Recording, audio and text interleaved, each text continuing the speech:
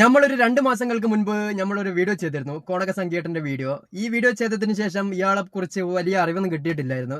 പക്ഷെ ഇന്നലെ ഞാനൊരു വീഡിയോ കൂടി ഇയാളെ കാണാനിടയുണ്ടായി. ഉളുപ്പില്ലാത്ത ഈ കോണക സംഖ്യ കോണകവും എടുത്തുകൊണ്ട് ക്രിക്കറ്റ് കളിക്കുന്ന വീഡിയോ. ഇത് കണ്ടപ്പോൾ തന്നെ ചിരിച്ചിട്ട് ഞാൻ സൈഡായതാണ്. കാരണം വേറൊന്നല്ല, ഇയാളുടെ കോലം കണ്ടു കഴിഞ്ഞാൽ തന്നെ ചിരി വരും, അത് വേറെ കാര്യം. അപ്പോൾ ഈ കോണക സംഖ്യേട്ടൻ കോണകവും എടുത്തുകൊണ്ട് ക്രിക്കറ്റ് കളിച്ച ഒരു വീഡിയോ നമുക്ക് കാണാനുണ്ട്. അത് കണ്ടതിന് ശേഷം ഈ താടിജിയില്ലേ, ഇയാളും ക്രിക്കറ്റ് കളിക്കുന്ന ഒരു വീഡിയോ കാണാനിടയുണ്ടായി. അപ്പൊ നമുക്ക് ഇന്ന് ഈ രണ്ടുപേരുടെ ക്രിക്കറ്റ് കളി എങ്ങനെയാണെന്ന് നോക്കാം. ഇയാൾ എന്ന് പറഞ്ഞു കഴിഞ്ഞാൽ കോണകം എടുത്തുകൊണ്ട് ഉളുപ്പില്ലാത്ത കളിയാണ് കളിക്കുന്നത്. മറ്റേത് സന്യാസിയുടെ ഒരു കോലത്തിലും കളിക്കുന്നുണ്ട്. എന്തായാലും ഈ രണ്ട് വീഡിയോ കണ്ടിട്ട് റിയാക്ട് ചെയ്യാം. നമുക്ക് ആദ്യം തന്നെ നമ്മുടെ കോണക സംഖ്യേട്ടൻ എന്താ ചെയ്തതെന്നൊന്ന് നമുക്ക് നോക്കാം. എടാ, ഇയാളുടെ അവസ്ഥ നിങ്ങളൊന്ന് ആലോചിച്ച് നോക്ക്. ആ മനോനില എവിടെ നിന്നാണ് കിട്ടുന്നത്? കോണകം, അതായത് ജനിച്ച പടി തന്നെ ഇറങ്ങി വരുന്നതിന് തുല്യമാണ് കോണകം എടുത്തു കഴിഞ്ഞാൽ. ആ കോണകം എടുത്തുകൊണ്ട് ഇത്ര ആളുകളുടെ ഇടയിൽ നിന്ന് ബാറ്റും പിടിച്ച് നിൽക്കാൻ കാണിച്ച ഇയാളുടെ മനോനില പറഞ്ഞറിയിക്കാൻ പറ്റില്ല. പക്ഷെ അതൊന്നല്ല പ്രശ്നം. ഇതേപോലെ കോണകം എടുത്ത് നടക്കുന്ന ആളുകൾക്കും ഫാൻസ് ഉണ്ട്. നോർത്ത് ഇന്ത്യയിലുള്ള ബംഗാളികളുടെ അവസ്ഥ നിങ്ങളൊന്ന് ആലോചിച്ച് നോക്ക്. വെറുതെ അല്ല ഷിയാബ് ചോറ്റുവര പോലുള്ള ഊളകളൊക്കെ അവിടെ പോയിട്ട് സ്റ്റാർ ആവുന്നത്. ഇതേപോലത്തെ കോണകങ്ങളെ പോലും തലയിൽ വെച്ച് നടക്കുന്ന ആളുകളാണ് ബംഗാളികൾ. ഞങ്ങൾക്കൊരു ഉളുപ്പില്ല.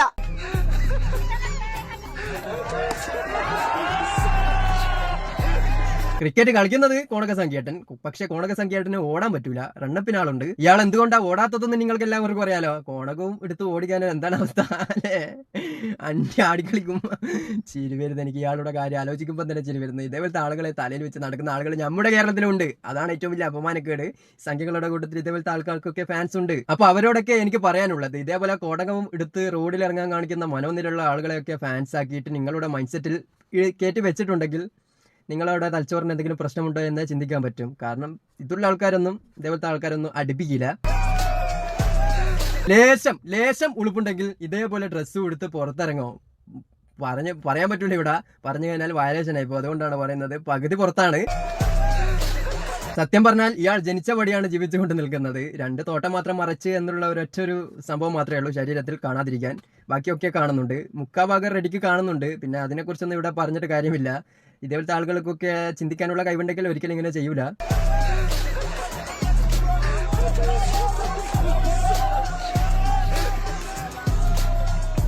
എനിക്ക് കൂടുതലായിട്ടൊന്നും ഇയാളെ കുറിച്ച് പറയാനില്ല. ഇയാൾ എങ്ങനെയുള്ള ആളാണെന്ന് നിങ്ങൾക്ക് എല്ലാവർക്കും അറിയാലോ. മതം വിറ്റ് ഹിന്ദുക്കളെ പറ്റിച്ചുകൊണ്ട് ജീവിക്കുന്ന ഒരു കോണക സംഖ്യ തന്നെയാണിത്. സത്യത്തിൽ ഇതൊക്കെ BJP-ക്കാരുടെ ഇടയിൽ തന്നെ ജീവിക്കുന്നതാണ് ഏറ്റവും നല്ലത്. അല്ലാതെ ചിന്തിക്കാൻ കഴിവുള്ള ആളുകളൊന്നും ഇതേപോലെയുള്ള ആളുകളെ അടുപ്പിക്കില്ല. എന്തുകൊണ്ടാണ് സംഖ്യകൾക്ക് ഇതേപോലെയുള്ള ആളുകളെ തലയിൽ വെച്ച് നടക്കാനുണ്ടാകുന്ന മനോനില ഉണ്ടാവുന്നതെന്ന് എനിക്ക് അറിഞ്ഞൂടാ.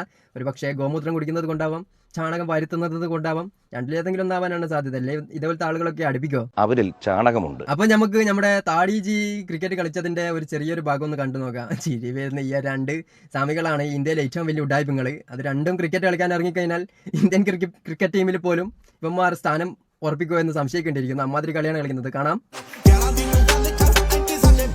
ഞാൻ ഫസ്റ്റ് ഈ വീഡിയോ കണ്ടപ്പോൾ വിചാരിച്ചത് ബാറ്റ് കൊണ്ട് ബോളിനെ അടിക്കാൻ പറ്റാത്തത് വേറൊന്നും കൊണ്ടായിരിക്കില്ല, ബോളിന്റെ സ്പീഡ് കൊണ്ടായിരിക്കുമെന്ന് വിചാരിച്ച്. അത് കഴിഞ്ഞതിന് ശേഷം അയാൾ ബോളറിന്റെ അവൻ ഉരുട്ടിയിട്ടോടുത്ത്, എന്നിട്ടും അടിക്കാൻ പറ്റുന്നില്ല. കോമഡി തന്നെ. അതൊന്ന് കാണാം.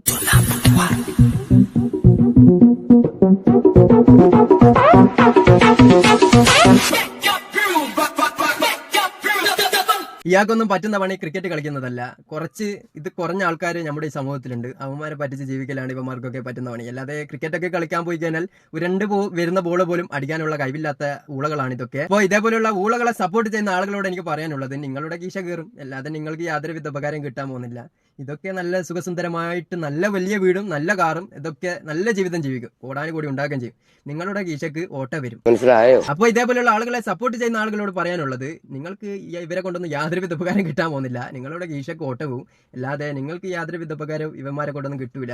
പിന്നെ ഇവന്മാര് നല്ല സുഖസുന്ദരമായിട്ട് ജീവിക്കും, കോണകം എടുത്ത് നടക്കും. പിന്നെ വർഷത്തിൽ 2-3 പ്രാവശ്യമേ ഇതേപോലെയുള്ള ആൾക്കാരൊക്കെ കുളിക്കുള്ളൂ. അടുത്ത് പോലും പോകാൻ പറ്റൂല, അത്രയും മണമായിരിക്കും. നാറിയിട്ട് നിൽക്കാൻ കഴിയില്ല. ഇതേപോലെയുള്ള ആൾക്കാരെയും തലയിൽ വെച്ച് നടക്കാനുള്ള മനോനില ഉണ്ടാവുന്ന ആളുകളോട് എനിക്ക് പറയാനുള്ളത്, നിങ്ങളൊക്കെ അവരുടെ അടുത്ത് പോയിട്ടുണ്ടെങ്കിൽ പിന്നെ മരിക്കുന്നത് വരെ ഇവരൊന്നും ആരാധിക്കില്ല. കാരണം അത്രയും വലിയ മണമായിരിക്കും, നാറിയിട്ട് നിൽക്കാൻ പറ്റില്ല. അപ്പോൾ നിങ്ങളുടെ കീശക്ക് ഓട്ടം വരും. ഇവന്മാരെ കൊണ്ട് നിങ്ങൾക്ക് യാതൊരുവിധ ഉപകാരം കിട്ടില്ല. അത് വിവരമുള്ള ആളുകൾക്ക് മനസ്സിലാവും. വിവരമില്ലാത്ത ആളുകളോട് ഞാൻ പറയുന്നില്ല. അപ്പോൾ ഇതിൽ നല്ല ഇവിടെ നമുക്ക് വീണ്ടും കാണാം. സബ്സ്ക്രൈബ് ചെയ്യുക. ബൈ.